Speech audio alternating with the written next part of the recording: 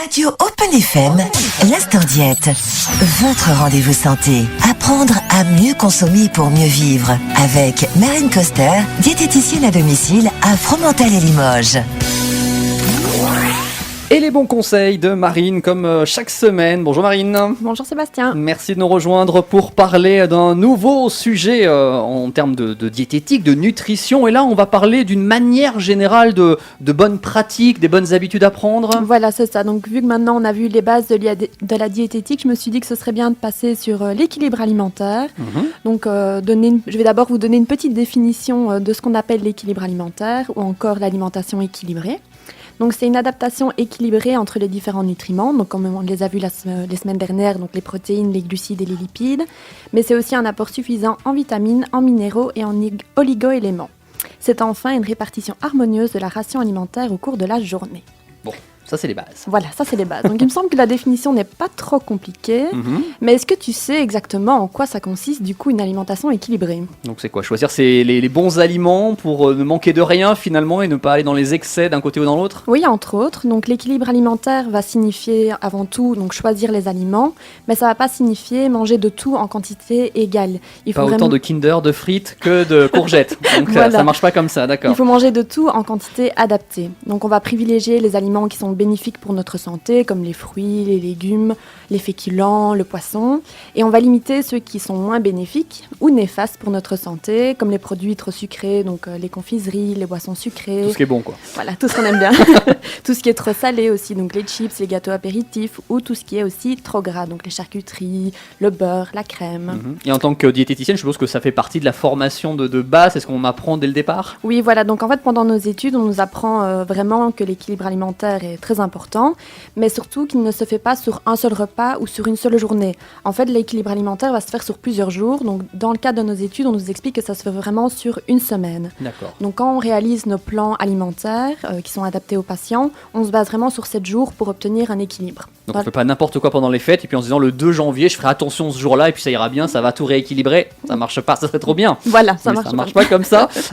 Et puis cet équilibre alimentaire, il est important parce qu'évidemment l'alimentation, elle a un intérêt majeur pour notre santé. Oui, évidemment. Donc l'alimentation, son but premier, c'est de nous fournir de l'énergie et cela sous forme d'apport calorique proportionné à notre dépense d'énergie. Donc elle doit être suffisamment variée et bien répartie sur la journée pour apporter tous les aliments nécessaires au bon fonctionnement de notre organisme. Il varie évidemment en fonction de l'âge, de la corpulence, de l'état général, de l'activité physique. Donc il y a évidemment plein de choses à prendre en compte pour savoir l'équilibre alimentaire et il n'est pas le même pour tout le monde. Alors il faut un peu tout de ce dont on a parlé les semaines précédentes, mais est-ce qu'on a des proportions en gros à respecter ? Oui, voilà, c'est ça. Donc je vous ai parlé des protéines, des glucides et des lipides et je vous ai expliqué l'importance de chacun de ces nutriments, mais je vous ai pas dit la quantité dont on avait besoin pendant la journée. Alors si on les reprend dans l'ordre, les protéines ? Donc ça doit représenter normalement 15% de notre apport journalier. Okay. Les glucides 50 à 55% et les lipides 30 à 35%.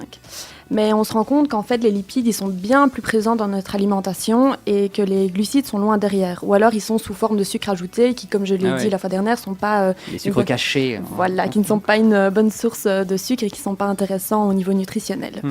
Donc de plus on mange souvent en trop grande quantité, donc on va prendre des mauvaises habitudes alimentaires, on va par exemple se resservir après avoir mangé, donc on finit par ne plus du tout respecter ni la qualité des aliments ni leur quantité et ça va entraîner au fur et à mesure du temps un mauvais équilibre, voire une prise de poids. Alors, on va peut-être justement expliquer comment fonctionne cette alimentation équilibrée pour donner les bons conseils, pour savoir, comme ça on ne pourra pas dire qu'on ne sait pas. Après, voilà. Déjà. Bon, ça évidemment, c'est des conseils, je vais dire, généraux, universels, et il y a évidemment des adaptations à faire en fonction de chacun. Mais donc là, je vais donner vraiment pour terminer cette chronique quelques conseils pour obtenir une alimentation équilibrée.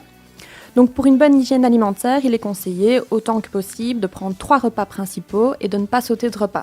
Comme ça va éviter les fringales et les grignotages durant la journée. Il est important normalement de prendre un vrai petit déjeuner. C'est essentiel pour bien démarrer la journée et parce que comme on l'a dit tout à l'heure, l'alimentation nous sert à apporter de l'énergie. Donc si on n'a pas d'énergie pour commencer notre journée, on peut avoir des petits coups de mou, etc. Donc je pense qu'on fera une chronique un jour sur le petit déjeuner vraiment. Voilà, j'expliquerai. Ça sera pas mal. Voilà. Mais voilà, c'est un vrai petit déjeuner, c'est pas un gâteau vite fait grignoté dans la voiture avant de venir. Voilà, c'est ça. Et surtout, ça évite aussi, comme je viens de le dire, d'éviter les grignotages durant la journée.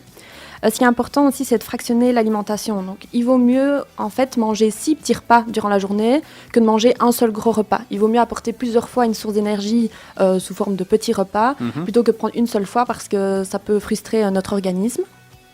Il faut respecter son rythme alimentaire. Donc, il faut qu'on mange quand on a faim. Il ne faut pas se forcer à manger. Donc, quand on dit aux enfants, finissez votre assiette, etc., ce n'est pas un bon conseil parce qu'au final, ça frustre l'organisme de manger lorsqu'on n'a pas faim. Et donc, il faut vraiment manger quand on ressent le besoin de manger. Il est important aussi de consommer 3 portions de légumes par jour. Donc, quand on dit 3 portions, l'idéal, c'est d'avoir un minimum de 100-150 grammes de légumes. Ouais. Et ça, il faudrait normalement 3 formes différentes. Donc, des légumes cuits, des légumes crus et des légumes sous forme de potage. Donc ça, ce serait l'idéal sur une journée. Bon, sur l'hiver, là, on est bien. Sur le potage, on est voilà. D'accord, on valide.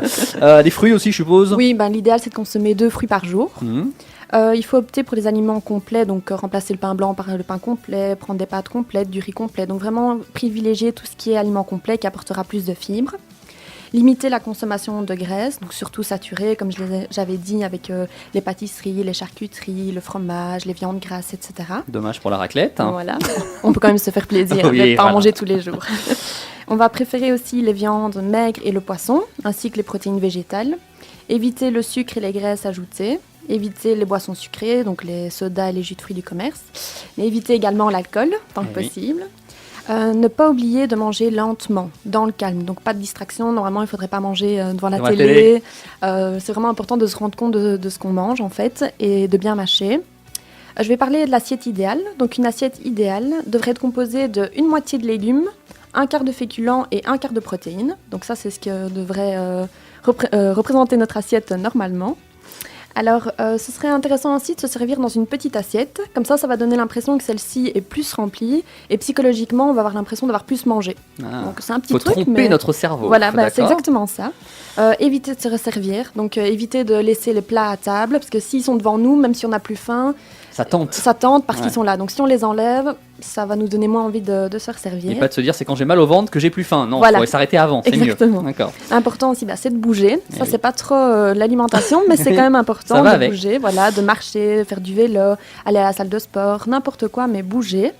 Et surtout, ne pas oublier de boire beaucoup d'eau. Et oui, parce que notre corps est fait de beaucoup d'eau, donc il faut en remettre, il faut recharger. C'est comme le plein d'essence de la voiture. Quand il n'y a plus d'essence, ça ne marche plus. Et s'il n'y a pas d'eau, ça ne marchera plus non plus. Mais ça coûte moins cher. Exactement, heureusement, ça ne nous grimpe pas trop.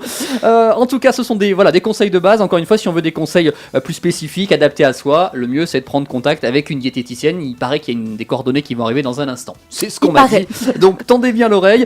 Et puis tu reviens toi nous voir la semaine prochaine ? Oui, voilà, je reviens la semaine prochaine et je vous parlerai des fausses idées reçues sur l'alimentation. Ah, il y aurait des erreurs qui traînent.